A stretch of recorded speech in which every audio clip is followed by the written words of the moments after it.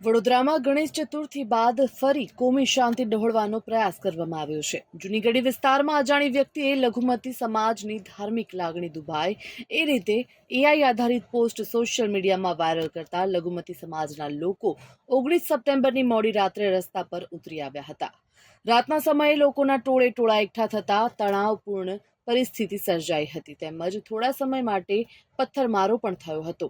ઘટનાની જાણ થતાં જ પોલીસે સ્થળે પહોંચી સ્થિતિ કાબૂમાં લીધી હતી. તો બીજી તરફ રાત્રે મોટી સંખ્યામાં લોકો પોલીસ સ્ટેશન પહોંચી ગયા હતા અને ધાર્મિક લાગણી દુભાય તેવી પોસ્ટ કરનાર સામે કડક કાર્યવાહી કરવાની માંગ કરી હતી.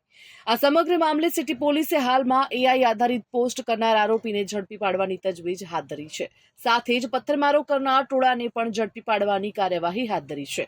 પોલીસ દ્વારા હાલમાં શું કાર્યવાહી કરવામાં આવી રહી છે એની ગંધ સુદ્ધા ન આવે તે માટે સિટી પોલીસ મથક બહાર 2 પોલીસ કર્મીને બેસાડી દેવામાં આવ્યા છે. મીડિયા અને સામાન્ય નાગરિક ફરિયાદ માટે આવે તો પણ અંદર પ્રવેશવા આપવામાં આવતું નથી. આ સાથે જ જૂનીગઢી વિસ્તારમાં પણ પોલીસનો ચુસ્ત બંદોબસ્ત ગોઠવી દેવાયો છે.